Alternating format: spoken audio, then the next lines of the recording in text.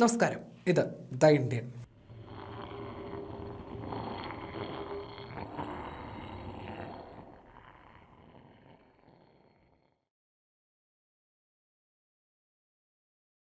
Russia Ukraine യുദ്ധം ഇന്ത്യയും ബാധിക്കുന്നുണ്ടോ? ഇങ്ങനൊരു ചോദ്യം ഉയർന്നാൽ ബാധിക്കുന്നു എന്ന് തന്നെ പറയാം.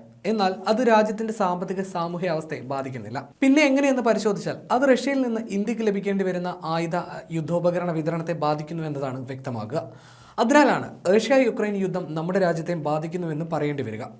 വ്യോമ പ്രതിരോധ സംവിധാനങ്ങൾ, യുദ്ധക്കപ്പലുകൾ, അന്തർവാഹിനികൾ എന്നിവയുടെ വിതരണത്തെ യുദ്ധം വൈകിപ്പിച്ചു. ടൈംസ് ഓഫ് ഇന്ത്യയുടെ റിപ്പോർട്ട് പ്രകാരം അതിലൊന്ന് റഷ്യയിൽ നിന്ന് ലഭിക്കേണ്ടിയിരുന്ന മൾട്ടി റോൾ ഫ്രിഗേറ്റ് അഥവാ ചെറിയ യുദ്ധക്കപ്പലുകളായിരുന്നു. 2 വർഷം വൈകിയ ഇവ അടുത്ത 1 മാസത്തിനുള്ളിൽ ലഭിക്കുമെന്നാണ് വിവരം. എന്നാൽ മറ്റു വിതരണങ്ങൾ 2026-2027 വർഷത്തിൽ ലഭിക്കുമെന്ന് പോലും പ്രതീക്ഷിക്കുന്നില്ല. യുക്രൈനുമായുള്ള യുദ്ധത്തിൽ റഷ്യയ്ക്ക് കൂടുതൽ ശ്രദ്ധ അവിടേക്ക് നൽകേണ്ടി വന്നതിനാൽ പ്രതിരോധ കയറ്റുമതിയെ അത് കാര്യമായി തന്നെ ബാധിച്ചു. എന്തിനേറെ, ശക്തമായ ഒരു പ്രതിരോധ വ്യവസായ അടിത്തറ ഉണ്ടായിരുന്നിട്ടും റഷ്യയ്ക്ക് മിസൈലുകൾ, പീരങ്കി, വെടിമരുന്ന്, ഡ്രോണുകൾ തുടങ്ങിയ ആയുധങ്ങൾ ഉത്തര കൊറിയയിൽ നിന്നും ഇറാനിൽ നിന്നും ഇറക്കുമതി ചെയ്യേണ്ടി വന്നു. റഷ്യയുടെ പ്രതിരോധ നിർമ്മാണത്തിന് ചൈനയും സഹായം നൽകുന്നുണ്ട്. യുക്രൈനുമായി 2022 യുദ്ധത്തിൽ ഏർപ്പെട്ടത് മുതൽ റഷ്യയുടെ ആയുധ വിൽപ്പനയിൽ 60% ഇടിവുണ്ടായതായി ഫിനാൻഷ്യൽ ടൈംസ് റിപ്പോർട്ട് ചെയ്യുന്നു.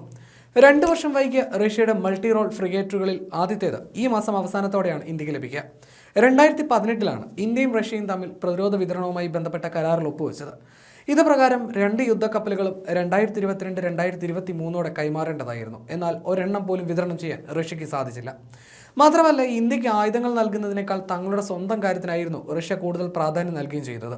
ഇത് ഇന്ത്യയുടെ സൈനിക നവീകരണത്തിനുള്ള പദ്ധതികളെയാണ് ബാധിക്കുന്നത്.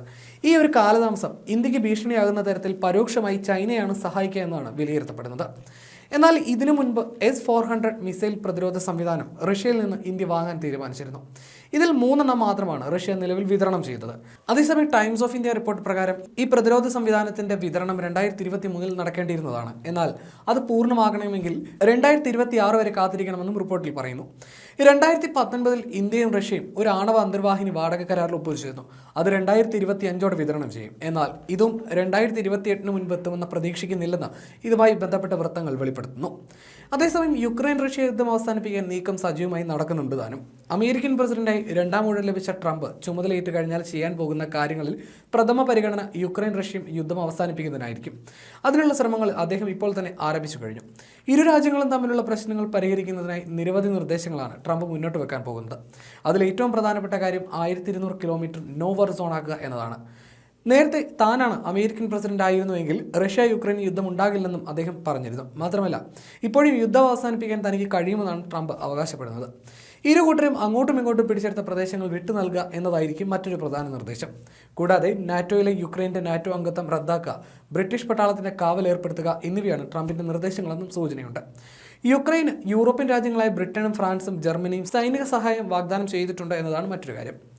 1200 കിലോമീറ്റർ നോവാർ സോണാക്കി മാറ്റുക എന്ന നിർദ്ദേശം പ്രായോഗികമായി അത്ര എളുപ്പമല്ല എന്നാണ് വിദഗ്ധർ ചൂണ്ടിക്കാട്ടുന്നത്.